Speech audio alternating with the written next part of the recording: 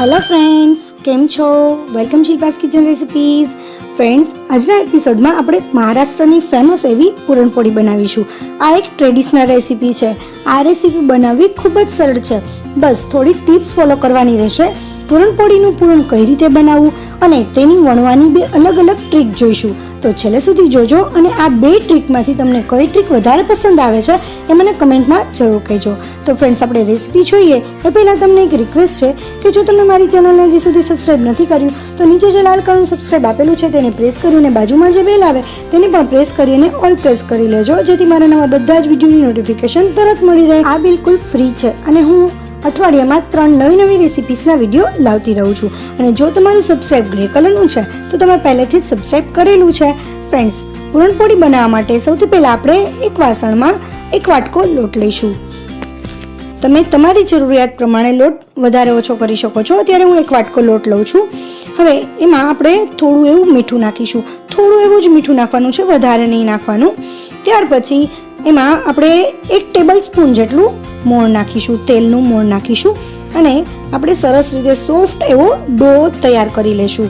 અને એકદમ કઠણ પણ નહીં અને સાવ ઢીલો પણ નહીં એવો ડો તૈયાર કરવાનો છે। હું તમને હમણાં બતાવી દઉં કે કેવો ડો તૈયાર કર્યો છે। તમે જુઓ, આ રીતે એકદમ સોફ્ટ ડો તૈયાર કરી લીધો છે, બહુ કઠણ લોટ નહીં બાંધવાનો, જોઈ શકો છો તમે। ફ્રેન્ડ્સ, આ ડો તૈયાર થઈ ગયા પછી ફરીથી ઉપર આપણે થોડું તેલ એવું નાખીશું અને ફરીથી આપણે થોડું મસળી લઈશું લોટને, જેથી એ સરસ રીતે મોઈશ થઈ જાય। અને મસળાઈ જાય ત્યાર પછી એને ઢાંકી અને 15 થી 20 મિનિટ માટે રાખી દઈશું। ત્યાં સુધીમાં આપણે પૂરણની તૈયારી કરી લઈએ।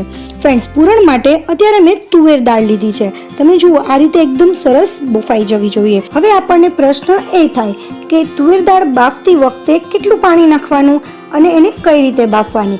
તો ફ્રેન્ડ્સ, તમે જેટલી તુવેર દાળ લીધી છે એને પહેલાં ધોઈ લેવાની, સાફ કરી લેવાની અને તુવેર દાળ ડૂબે એટલું જ પાણી એની અંદર નાખવાનું અને એને ધીમા તાપ ઉપર ચડવા દેવાની, એટલે સરસ રીતે આવી એકદમ મસ્ત બફાઈ જશે અને બહુ પાણી પણ નહીં રહે અને ઢીલી પણ નહીં થાય। હવે બફાઈ ગયા પછી આ રીતે કોઈ પણ ગળો હોય એમાં આપણે ચાળી લઈશું એનાથી, એટલે આપણને જે પૂરણ છે એ સરસ સોફ્ટ મળી જાય। ત્યાર પછી આપણે એક પેન લઈશું, એની અંદર ઘી નાખીશું। ફ્રેન્ડ્સ, પૂરણપોળીમાં ઘીનું બહુ જ મહત્વ છે, એનાથી જ પૂરણપોળી ટેસ્ટી બને છે, એટલે બને એટલું વધારે ઘી એડ કરવાનું। અત્યારે મેં 1 ટેબલ સ્પૂન જેટલું ઘી લીધું છે। મારું જે ઘી છે એ જામેલું ઘી છે, એટલે તમારું ગરમ ઘી હોય તો એ પ્રમાણે તમારે એડ કરવું। ત્યાર પછી પૂરણ એડ કરી અને એની અંદર એલચી પાવડર છે, 1 ચમચી એલચી પાવડર નાખ્યો છે અને દેશી ગોળ લીધો છે મેં અહીંયા, એ પણ આપણે એની અંદર એડ કરી દેવાનું છે। હવે ગોળ લેવાનું પ્રમાણ એમાં તમારે કેટલું ગળ્યું રાખવું છે એ પ્રમાણે તમારે લેવાનું છે। અહીંયા મેં જેટલું પૂરણનું છે એટલે મીન્સ કે દાળ જેટલી છે એનાથી અડધો એટલો ગોળનું પ્રમાણ લીધું છે। તમે તમારી રીતે વધારે ઓછું કરી શકો છો। હવે ગોળને આ રીતે સરસ એમાં મિક્સ કરી લઈશું આપણી દાળમાં અને મિક્સ કરી લીધા પછી આપણું જે પૂરણ છે એ થોડું ઢીલું થઈ જશે। આ રીતે બધો જ ગોળ સરસ રીતે આપણે એમાં મિક્સ કરી લઈશું। લગભગ 2 થી 3 મિનિટ થશે ત્યાં ગોળ સરસ મિક્સ થઈ જશે। અને ફ્રેન્ડ્સ, મેં અહીંયા નોનસ્ટિક પેન લીધી છે, બની શકે તો તમે પણ નોનસ્ટિક લેજો, જેથી નીચે ચીપકે નહીં અને આપણું પૂરણ સરસ રીતે થાય। હવે લગભગ 7-1 મિનિટ જેવું થયું છે મારે, ત્યાં આ રીતે એકદમ મને થીક પૂરણ મળી ગયું છે। જુઓ તમે, મારું કેટલું થીક છે, આટલું થીક પૂરણ હોવું જોઈએ। આ પૂરણની કન્સિસ્ટન્સી બરોબર છે અને હવે ઠંડુ થવા માટે રાખી દઈશું। હવે ઠંડુ થાય ત્યાં સુધીમાં આપણે લોટ જોઈ લઈએ। આપણો ડો પણ સરસ સોફ્ટ થઈ ગયો છે। આ રીતે ઢાંકીને લોટ રાખી મૂકવાથી આપણને એકદમ સ્મૂથ ડો મળે છે। હવે આને થોડો ઘણો મસળી લઈએ અને એમાંથી એક સરખા ભાગે આપણે લુવા તૈયાર કરી લઈએ। હવે આમાંથી જેટલા લુવા બને છે આપણે જોઈ લઈએ। તમે જુઓ, આવડો આપણે લુવો બનાવવાનો છે, લગભગ આપણે 2 રોટલી જેટલો એક લુવો બનાવવાનો છે। મારે આટલા લોટમાંથી 8 જેટલા લુવા બન્યા છે। તમારે કેટલી પૂરણપોળી તૈયાર કરવી છે એટલો તમારે લોટ બાંધવાનો। હવે આપણું પૂરણ ઠંડુ થઈ ગયું છે, ત્યાર પછી તો તમે જુઓ એકદમ સરસ થીક થઈ ગયું છે અને આટલું થીક હોવું જોઈએ જેથી આપણા ગોળા એટલે કે આપણું જે અંદર ફિલ કરવાનું પૂરણ છે એ સરસ મળી રહે. આપણો આ રીતે ગોળો એકદમ ઠીક થવો જોઈએ. જુઓ તમે કેટલો સરસ ગોળો મને મળી ગયો છે. આપણે જેવડો ગોળો લોટનો વાળ્યો હતો એવડો જ પૂરણનો ગોળો વાળવાનો છે. બેના સરખા ગોળા વાળવાના છે. હવે પહેલી ટ્રીક જોઈએ.